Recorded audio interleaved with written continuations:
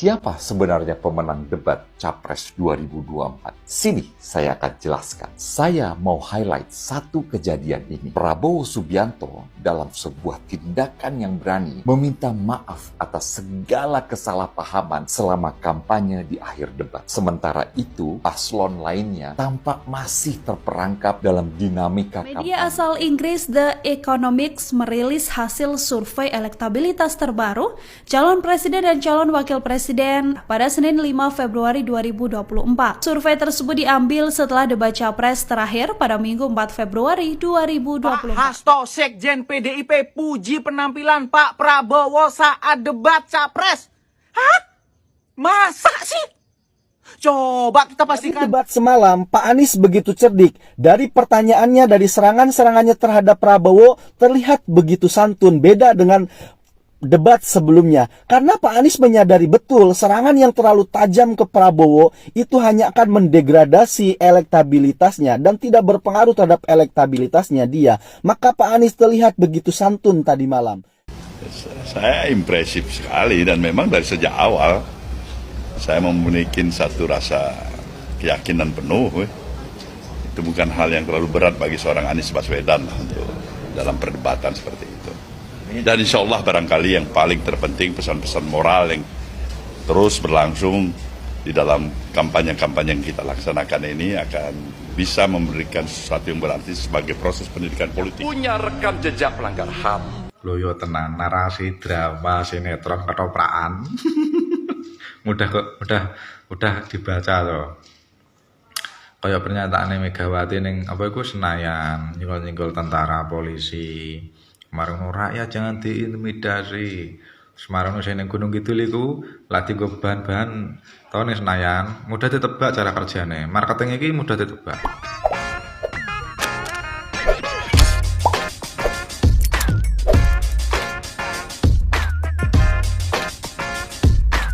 Baik sahabat sekalian, jumpa lagi bersama saya di channel ini, di mana pada kesempatan video kali ini saya akan mereaksi beberapa buah video masih terkait dengan debat Capres terakhir kemarin ya. Tentu kita sekalian sudah menyaksikan debatnya baik secara langsung di layar kaca maupun lewat streaming di berbagai media sosial yang ada. Dan tentu masing-masing jagoan ya dari para penonton dan kita sekalian sudah menampilkan yang terbaik pada debat Capres terakhir. Namun ada beberapa hal yang menjadi perhatian dan juga cukup viral, yaitu closing statement dari masing-masing kandidat, di mana closing statement dari Pak Ganjar yang dinilai ya blunder sebenarnya, karena di akhir dari itu semua dalam closing statement masih juga menyempatkan diri untuk menyinggung paslon lain. Tetapi yang menjadi luar biasa adalah paslon 02 yang mendapatkan ya komentar positif dari para netizen, yaitu statement yang ia sampaikan yang benar-benar satria dan juga seorang negarawan sejati yang berani mengakui kesalahan dan juga meminta maaf di depan publik. Hal itu yang membuat ya masyarakat atau warga memberikan simpati yang luar biasa terhadap apa yang telah ditunjukkan atau yang telah dilakukan oleh Pak Prabowo Subianto. Oleh karena itu, masing-masing orang mulai beranalisa kira-kira debat Capres terakhir itu dimenangkan oleh siapa. Tentu masing-masing pendukung akan menyebut bahwa jagoannya adalah pemenangnya.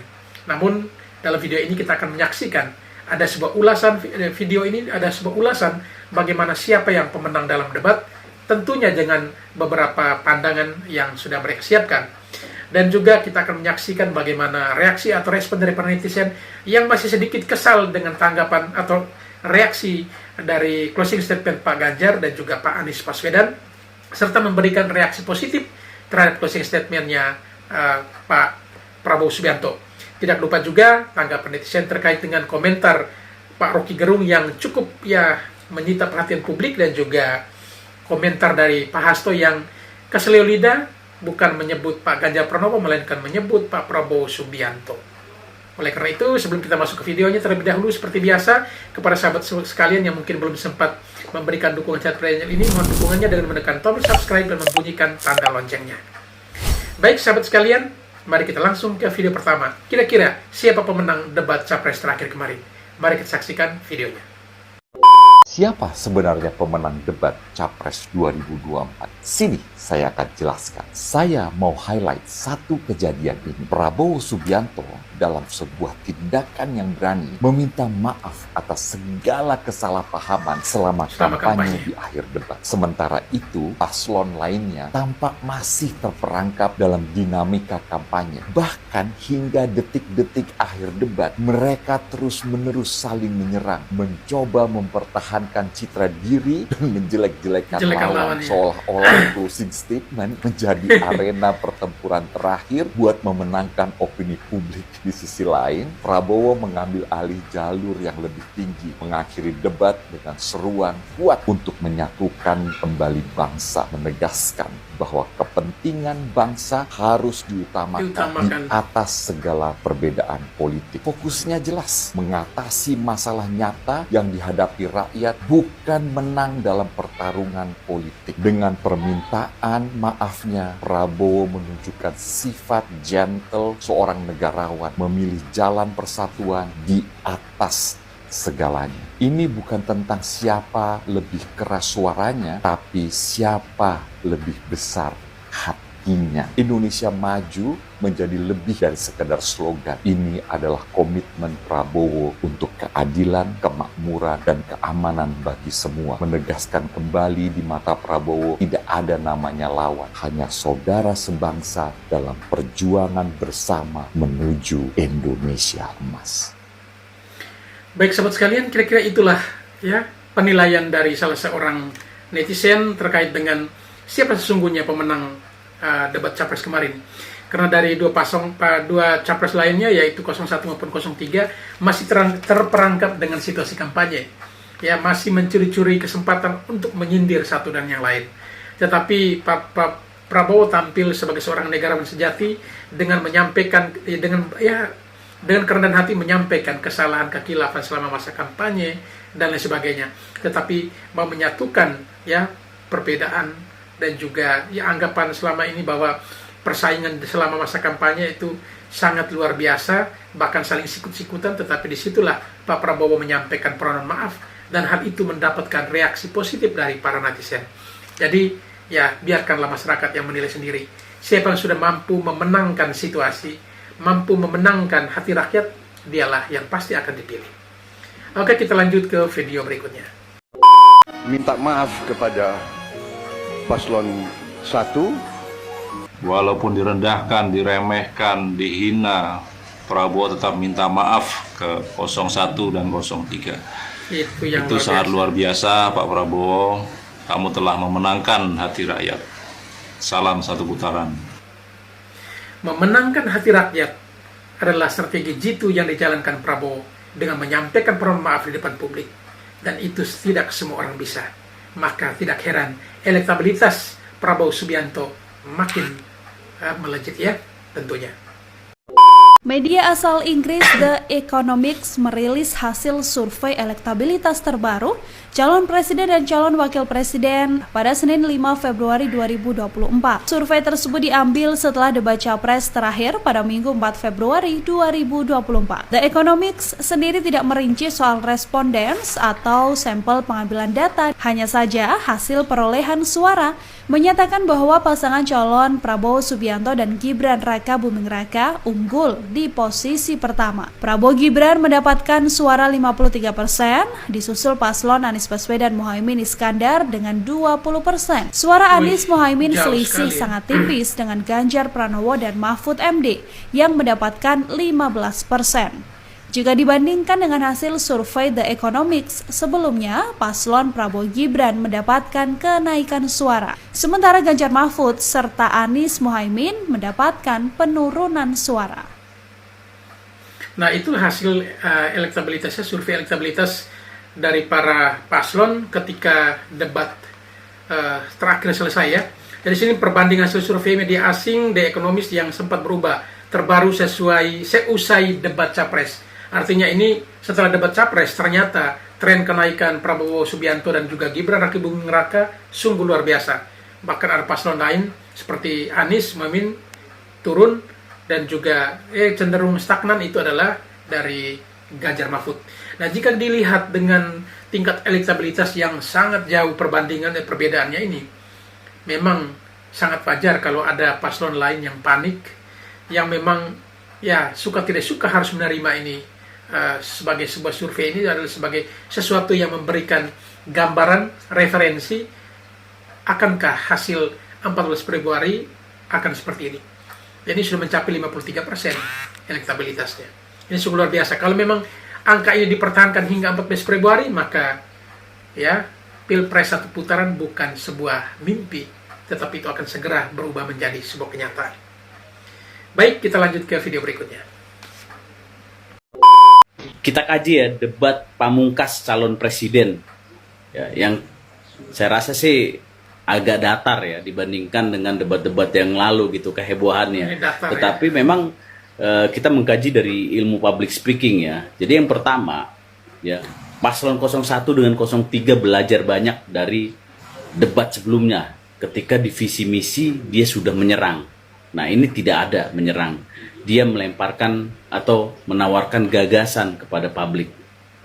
Tetapi perlu diingat gitu ya. Ini ada apa gitu. Kalau kita lihat, kenapa tidak ada sindir menyindir yang keras gitu ya, attacking yang keras ya. Karena semua sudah mempelajari ya bahwa peningkatan elektoral ya terhadap calon ini bukan terjadi karena debat, tetapi karena apa? Karena setelah debatnya ya setelah debat ini yang sangat menentukan atau meningkatkan elektoral gitu ya. Karena setelah debat ini yang beredar di jaringan sosial media dan giringan opini ini yang terjadi yang ternyata ini yang direbut ya sekarang sama tim-tim kampanye semuanya, bagaimana merebut setelah debatnya ini hati rakyat gitu ya. Dan kita lihat siapa yang paling mampu merebut pasca acara debat. Tentu saja yang punya kekuatan uang gitu ya. Dan saya pernah bilang, siapa yang memiliki kekuatan uang yang besar di pemilu kapitalistik, pasti dia yang memenangkan. Dan saya pastikan yang memenangkan adalah paslon 02. Kelas, closing statement seorang negarawan memang beda. Guys, debat kelima Capres kemarin berjalan dengan baik, kompetitif, sportif, dan kooperatif. Gak ada yang sindir-sindiran yang mengundang emosi para pendukung. Nah, dari semua segmen debat, jujur gua merasa bangga sekaligus terharu lihat closing statementnya Pak Prabowo. Asli seorang negarawan memang beda. Momen saat beliau mengucapkan maaf ke Pak Anies dan Pak Ganjar. Ini yang paling mengharukan dan membuat bangga. Minta maaf, entah berbuat salah atau tidak, kesalahan berat ataupun kecil, mau meminta maaf adalah jiwa yang besar yang harus dimiliki seorang pemimpin. Padahal selama debat, Pak Prabowo lah yang sering diserang, bahkan terkesan dikeroyok. Tapi beliau menutup debat dengan sopan dan santun, tidak senggol kiri kanan. Pak Prabowo juga secara nggak langsung menunjukkan kelasnya sebagai seorang negarawan sejati. Pemimpin yang mengayomi, pemimpin yang merangkul, pemimpin yang benar-benar ikhlas, ingin mengabdi untuk negaranya tanpa ada kepentingan lain. Entah kenapa, gue yakin dengan kekuatan narasi Pak Prabowo tersebut, orang-orang yang selama ini ragu-ragu, pasti akan mematapkan diri untuk memilih beliau. Begitu juga dengan orang yang golput. Bahkan orang yang benci dengan beliau, gue yakin akan terbius dengan keikhlasan hati Pak Prabowo yang tanpa dibuat-buat itu. Bagaimana menurutmu? Keren. Kalau ngasih makannya kepada anak-anak untuk mencegah stunting. Mohon maaf sebelumnya Pak Ganjar, saya adalah seorang ibu dari anak yang pernah mengalami stunting atau gizi buruk karena defisiensi zat besi. Dan anak saya juga stunting, nanti saya jelaskan. Jadi saya kira saya sedikit punya kapabilitas ya untuk berbicara persoalan ini. Kalau diingat tadi malam itu Bapak menolak gagasan Pak Prabowo terkait kasih makan gratis kepada anak untuk mencegah stunting. Bapak bilang bahwa itu terlambat. Tapi saya sedikit bingung ya, karena di akhir statement Bapak bilang stunting bisa dicegah sebelum menikah. Kalau saya rasa ya Pak, gagasan Pak Prabowo kasih makan dan kasih susu itu juga salah satu pencegahan seperti yang Bapak maksud. Dan gagasan Pak Prabowo kan juga memperdulikan ibu hamil ya, jadi saya kira itu juga salah satu bentuk pencegahan stunting yang Bapak maksud. Cuma balik lagi ya, kalau dari pengalaman saya sebagai orang tua, saya belajar ke desa-desa saya. Anak saya ini kan stunting. Tahu stunting? Stunting itu pendek dan kecil karena keturunan. Dan stunting ini bisa dicegah Bapak dengan makan sehat dan minum susu. Ya, stunting itu bisa dicegah dengan kasih makan yang bergizi dan minum susu. Itu bukan terlambat Pak, nggak ada kata terlambat. Dan kalaupun ada anak yang mengalami defisiensi zat besi, di mana ini adalah penyakit silent disease, jadi nggak ada gejala kecuali berat badan nggak naik, itu pun tetap bisa dicegah dengan kasih makan yang bergizi, karena banyak makanan yang mengandung zat besi yang tinggi. Jadi saya rasa tidak ada kata terlambat untuk mencegah stunting kepada anak-anak ya.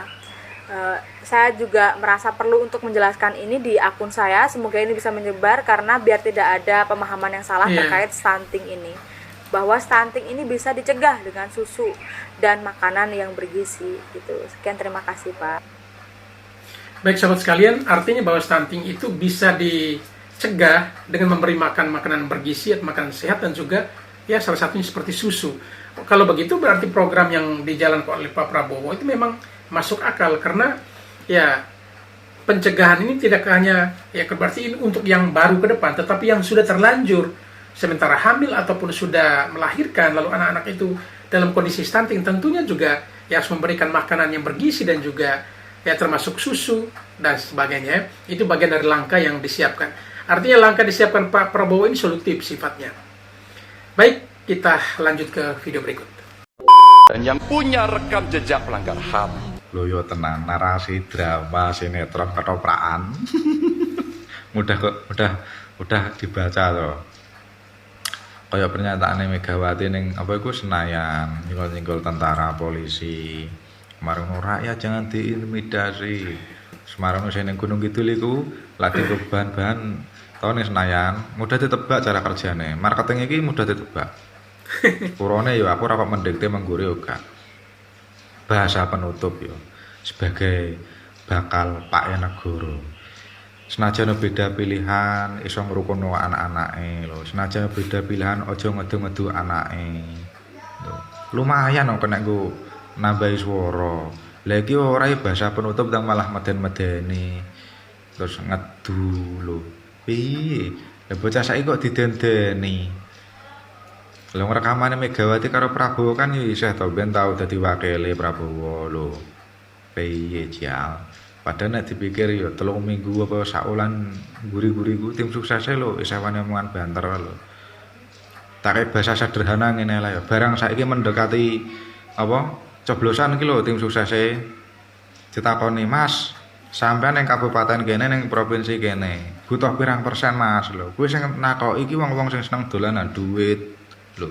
Barang kono tim suksesnya malah ngomong ngene, disalami karo digawono duit langsung jawab apa? "Mas purone Mas, aja ngene Mas lho." Barang di minggu nguri lho, saulan dhisik wani ngomong 55% lho, 45% lho. Barang saiki mendekati coblosan lho, tim suksesnya malah ora pede kok. Lho, andelane nomor 3 iki karek Jawa Tengah kowe tak kandhani. Jawa Tengah iku Inggris kadung Glempang, Wassalam. Kocar-kacir iki engko Jawa Tengah. Apa meneh kok mlebu Jawa Timur? Oh, Jawa Timur ketrak bos-bos sing seneng dolanan duit ngono kae wis maaf. Lho tenan iki. Nek percaya cek ning daerah dhewe-dhewe lho. Makane yo iki mendekati coblosan. Kenapa kok Pak Ahok ning nomor 3 lho? Senajan aku gak dukung nomor 3, aku malah dukung Pak Ahok ning nomor 3. Lah kuwi lho politik. Ya sing paham-paham ae. Ya wis purone, makane koyo ngene iki yo sebagai Pak Negoro, bahasa penutup. Yo, iku lho aku kita kayak bahasa sederhana ya. Bakal calon Pak Negoro, senajan beda pilihan lho. Tak rukono lho. Aja kok didendeni lho. Aja kok didu anak-anake lho. Sebagai Pak Negoro ki ngadem-ngademno. Lumayan kena nggo nambahi swara. Ngono lho. Matur suwun. Untuk tidak memilih calon yang punya potongan diktator dan otoriter. Hai guys, selamat siang. Saya Stit lagi nih. Dan ini menurut opini saya, dan pastinya ada pro dan kontra. Menurut saya nih ya, tapi nggak tahu ada yang sepemikiran dengan saya di luar sana nggak. Menurut saya, apa yang dikatakan Pak Ganjar dalam closing statementnya itu agak lain. Kenapa agak lain? Kalau ibarat makan nih, kita punya menu pembuka, makan pembuka, baru main course-nya alias menu utama, dan makan penutup. Kalau berpidato, ada kata-kata pembuka, ada isi, ada penutup. Kalau statement closingnya Pak Ganjar itu semua isinya alias masih pingin debat. Masih belum bisa di mana-mana ya. Yang saya tahu kalau closing itu ada 3 hal yang harus dikatakan. Yang pertama yaitu mengingatkan kembali visi dan misi mereka alias kegunaan dari apa tujuan mereka. Dan yang kedua itu adalah maaf. Kata-kata maaf, karena apa?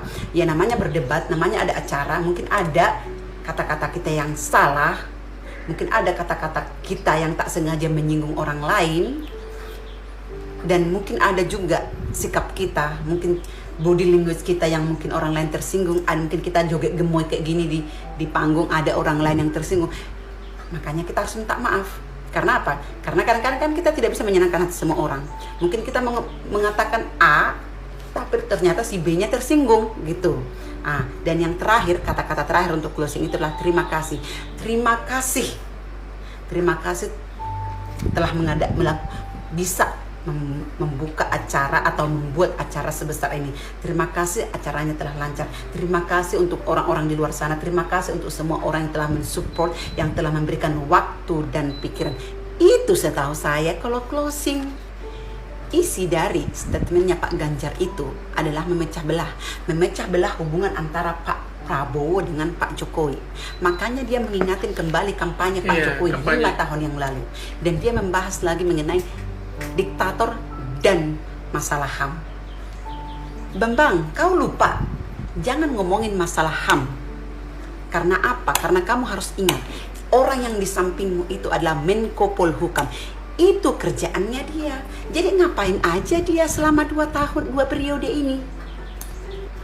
Oke, di periode kedua Pak Jokowi, memang Pak Prabowo sudah jadi bestie dengan Pak Jokowi, alias mereka sudah kerjasama. Tapi di periode pertama Pak Jokowi, kenapa bapak yang di sampingmu itu tidak membuka kasus itu?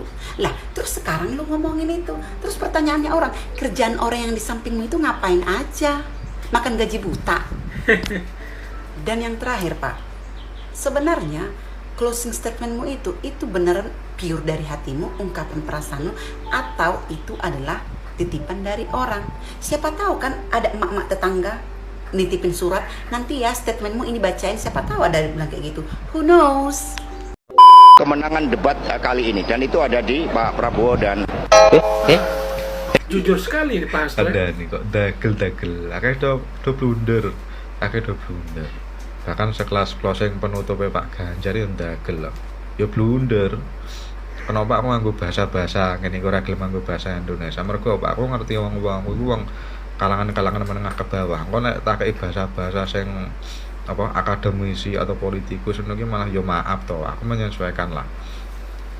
Sederhanane yo closing penutup ya setidaknya iku golek suara tambahan kanggo calon-calon pemilih sing isih ngambang. Lah yo luwung. Lah closing penutup malah bahas-bahas HAM. Makanya ojo kaget saiki lagi rame sekelas Pak Mahfud iku dienggo meme netizen. Ya iyalah wong Pak Mahfud iku dik biyen tim suksese sapa iku Pak Prabowo. Mari ngono flashback 2009. Sapa iku Pak Ganjar urung dadi gubernur isih dadi DPR lho. Kan tau mangan bareng to karo Prabowo karo Megawati. Mergo apa Megawati dik biyen ki tau nyapres wakile Prabowo. Paham yo? Makanya kanggo pendukungnya nomor 3 yo, sing terlalu fanatik ngono kuwi lho. Tak kandhani Mas Mbak, hati-hati. Engko ndang sing mbok belo, sing mbok dukung mati-matian. Engko ndang meneng-meneng ning TPS ndang nyoblos Mas Gibran. Lagi koyo iki videone Pak Hasto yes dagel lho. Makane akeh sing dur ilangi yo ngono kuwi. Piye tos belani mati-matian ndang kowe malah nyoblos ning nomor 2. Mergo apa? Tim sukses ya kuwi ning tingkat kecamatan, kabupaten, tingkat provinsi. Iku wis ora pede, Bos. Lah piye? Lagi dicedhaki wong-wong sing seneng dolanan duit ngono kuwi lho ya disalami, ditakoni. Tim sukses di sini target berapa persen lho. Lah gek jawab 50% lho ya disalami plus digawani duit.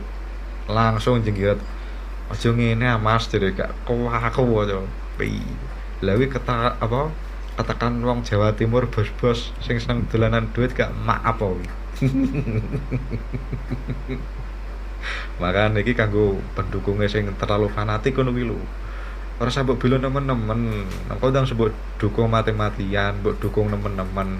Oh ning TPS ndang nyoblos Mas Gibran. Matur suwun. Pak Hasto, Sekjen PDIP, puji penampilan Pak Prabowo saat debat Capres. Hah? Puji Pak Prabowo ya. Masa sih? Coba kita pastikan.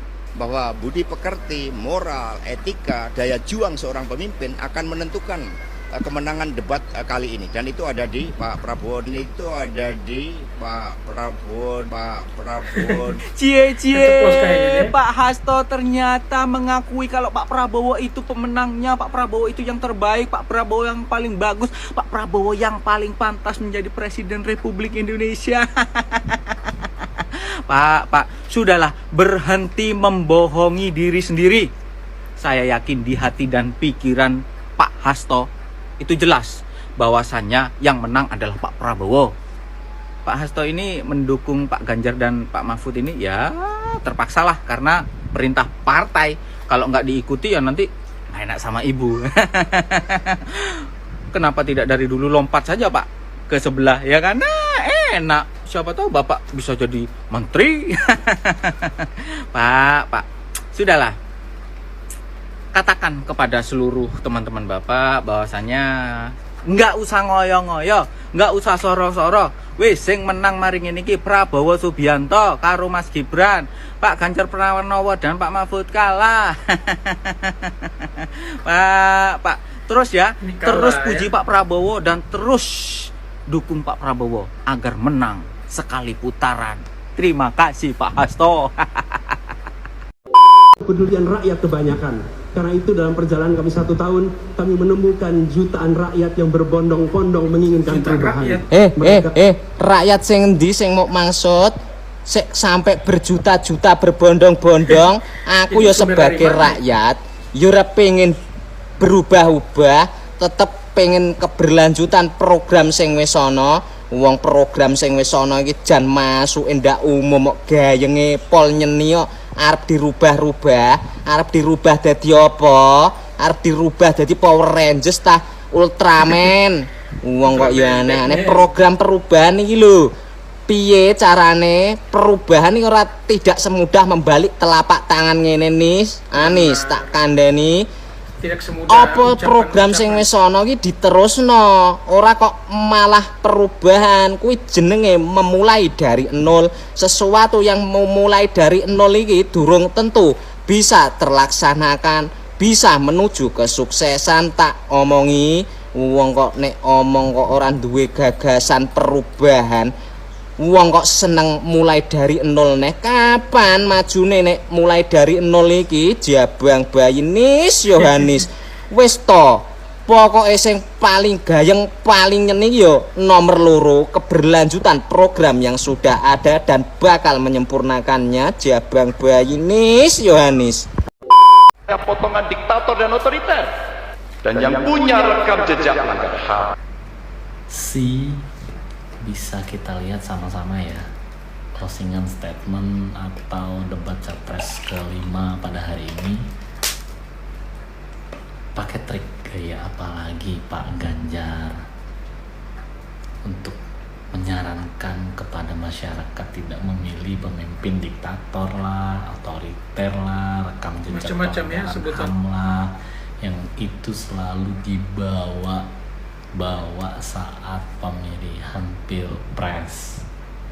Udah nggak ada senjata lagi ya Pak, karena mungkin yang dulu-dulu senjata seperti itu tuh ampuh, tapi saya rasa masyarakat saat ini sudah bisa menilai.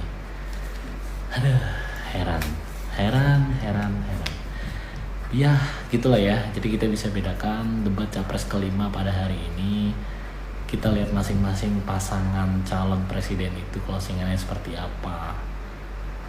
Saya appreciate dan semakin yakin untuk memilih pasangan nomor 2 karena adem, damai, dan riang gembira politik yang dibawakan atau yang disampaikan kepada masyarakat. Kita lihat sama-sama Pak Prabowo menyampaikan permohonan maaf pada saat mungkin kampanye-kampanye yang terjadi ada kata-kata yang mungkin menyinggung paslon lain atau mengeluarkan kata-kata kasar yang tidak baik untuk didengar. Tapi pada penutupan debat capres kali ini, itulah pemimpin sejati yang menurut saya lihat karakter dan kriterianya. Dia menyampaikan permohonan maaf secara terbuka. Mungkin paslon yang lain ya kalian nilai sendiri aja ya. Lagi-lagi otoriter, rekam jejak HAM. Andalan habis itu ya. pelurunya. Dari debat semalam, Pak Anies begitu cerdik. Dari pertanyaannya, dari serangan-serangannya terhadap Prabowo, terlihat begitu santun. Beda dengan debat sebelumnya. Karena Pak Anies menyadari betul serangan yang terlalu tajam ke Prabowo itu hanya akan mendegradasi elektabilitasnya dan tidak berpengaruh terhadap elektabilitasnya dia. Maka Pak Anies terlihat begitu santun tadi malam. Kemudian Pak Prabowo terlihat begitu negarawan. Terlihat dari closing statementnya yang dia selalu membawakan kecintaan terhadap NKRI dan berani meminta maaf terhadap paslon-paslon lain. Dan terlihat dari debat semalam juga Pak Prabowo itu selalu mengiyakan, menyetujui apapun pendapat dari Pak Ganjar, pendapat dari Pak Anies. Karena memang sedari awal Pak Prabowo tidak menganggap Pak Anies dan Pak Ganjar itu adalah musuh politik. Tapi dia menganggap bahwa Pak Anies dan Pak Ganjar itu adalah putra terbaik bangsa yang sedang ikut berkompetisi. Maka terlihatlah kenegarawanan Prabowo. Sedangkan Pak Ganjar masih saja terjebak dalam strategi mendelegitimasi Pak Prabowo ataupun mendelegitimasi lawannya. Terlihat Pak Ganjar tidak jauh beda dengan sebelumnya yang selalu menyudutkan dan menyerang Prabowo. Dari sini kita dapat menghasilkan sebuah kesimpulan, prediksi bahwasanya Pilpres ini akan berlangsung satu putaran. Seandainya pun 2 putaran, maka yang lolos adalah Pak Prabowo dan Pak Anies. Ganjar out. Semakin yakin gua pilih Prabowo setelah nonton debat kelima semalam. Lah, kenapa bang? Sini, gua jelasin. Debat semalam kayaknya agak sedikit beda dari debat-debat sebelumnya. Lebih santai, lebih santun, dan gak ada pemberian skor lagi. Tapi ada yang menarik dari debat semalam itu ketika pertanyaan tentang pekerja imigran. Pak Ganjar menjelaskan negara harus hadir dengan perangkat-perangkatnya untuk membantu pekerja imigran. Sedangkan Pak Anies menambahkan bahwa negara harus mendengar dari cerita para aktivis-aktivis pekerja imigran ini. Bagaimana dengan Pak Prabowo? Nah, di sini yang menarik. Di sini adalah momen di mana Pak Prabowo sebenarnya itu bisa menyerang Pak Ganjar dan juga Pak Anies. Tapi itu tidak dilakukan oleh beliau. Yang beliau lakukan adalah, ya, jawaban saya sama seperti Pak Anies dan juga Pak Ganjar. Tapi beliau menambahkan terkait dengan pengalamannya terhadap mengatasi masalah pekerja imigran ini. Namanya Wilfrieda Soik, terbebas dari hukuman mati oleh seorang Prabowo Subianto yang ketika 10 tahun lalu adalah seorang oposisi. Ini agak sulit sebenarnya untuk Wilfrieda ini bebas dari hukuman mati. Tapi karena kepedulian seorang Prabowo Subianto, beliau menyiapkan pengacara terbaik di Malaysia. Dan akhirnya Wilfrieda Soik bebas dari hukuman mati. Padahal di momen ini sebenarnya Pak Prabowo bisa aja menyerang dengan kalimat, ya kalau Pak Anies dan Pak Ganjar ini kan masih omon-omon. Sementara saya sudah melakukan aksi nyata dengan melakukan pembebasan terhadap Wilfrieda Soik dengan pembebasan dari hukuman mati. Tapi itu tidak dilakukan oleh seorang Prabowo Subianto. Beliau malah setuju dengan kalimat dari Pak Anies dan juga Pak Ganjar. Ya karena Pak Prabowo ini yakin bahwa Pak Anies dan juga Pak Ganjar ini ingin melakukan yang terbaik juga buat bangsa ini. Tidak cukup sampai di situ. Ini sumber dari orang-orang terdekat beliau. Pak Prabowo juga setiap dalam kunjungannya ke luar negeri, beliau seringkali bertemu dengan pekerja imigran dari Indonesia. Hampir setiap kunjungannya pasti beliau selalu meninggalkan uang untuk para pekerja imigran. Tapi ini tidak direkam oleh kamera. Ini murni kepedulian Pak Prabowo terhadap pekerja-pekerja imigran tersebut.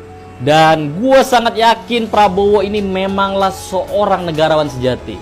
Dan kira-kira apakah kalian semakin yakin untuk mencoblos Prabowo di 14 Februari nanti? Kalau kalian yakin, tulis di kolom komentar dengan tulisan yakin, yakin, yakin. Saya impresif sekali dan memang dari sejak awal saya memiliki satu rasa keyakinan penuh. Itu bukan hal yang terlalu berat bagi seorang Anies Baswedan untuk dalam perdebatan seperti itu. Dan insya Allah barangkali yang paling terpenting pesan-pesan moral yang terus berlangsung di dalam kampanye-kampanye yang kita laksanakan ini akan bisa memberikan sesuatu yang berarti sebagai proses pendidikan politik untuk menghadapi pemilu kita seperti apa yang kita harapkan bersama, yang bersih, yang beradab, yang berkeadilan, yang tidak terintervensi oleh para pihak manapun juga. Ini harapan kita. Nah, kalaupun ada barangkali hal-hal yang tidak pas dalam perjalanan selama ini, ya, saya pikir waktunya sekarang ini untuk segera mengakhiri itu. Mari kita berangkulan tangan bersama, kita menghadapi pemilu sebagai kemenangan kita bersama, kemenangan bangsa kita. Ya. Kok bisa? Rocky Gerung bilang Ganjar bangsa.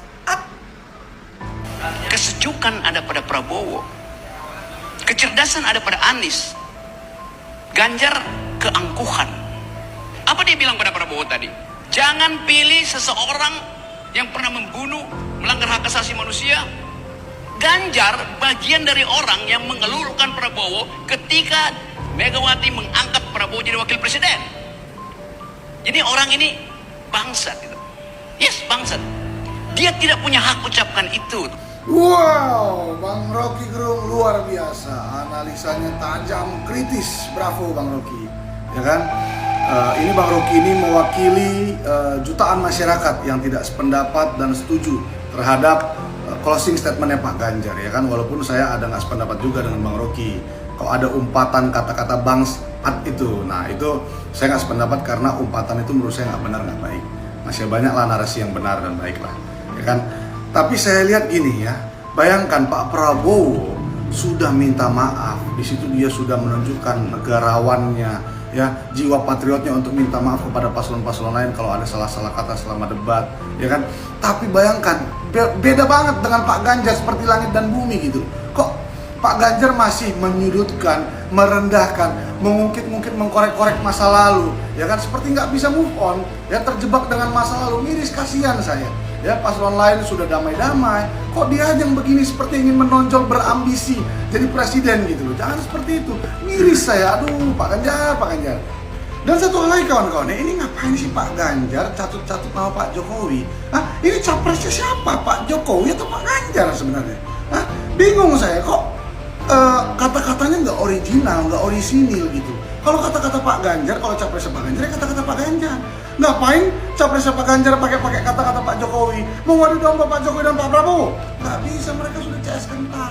Ya, udah konco kental, sahabat karib mereka. Beda dengan Bapak, dengan Bu Mega. Ya kan, Pak Ganjar petugas partai, Bu Mega bosnya. Ya kan, kayak bos dan anak buah. Kalau Pak Jokowi dan Pak Prabowo beda, sahabat karib, saling memposisikan diri sebagai sahabat. Beda, ya. Dan juga satu lagi, saya sangat sepakat dengan Pak Bang Rocky Gerung, ya. Keangkuhan ada pada Pak Ganjar. Ya, saya tambahin bukan keangkuhan aja, arogan. Ya, gimana menurut kawan-kawan? Coba tulis di kolom komentar. Tapi kalau makan gratis, apa manfaatnya? Hanya mengenyangkan perut. Lucu kali ini ibu-ibu ini, lucu kali ya. Ya iya, kalau makan itu untuk mengenyangkan perut, bukan untuk nonton bokep kalau internet. Nah, sekarang anak-anak itu gimana mau anak-anak pintar kalau punya internet gratis? Otomatis main HP, lihat YouTube, main game, paham? Internet gratis, emangnya 24 jam main HP? Perut nggak dihiraukan, tinggal download gitu, download nasi goreng, itu, ini, Indomie. Programnya program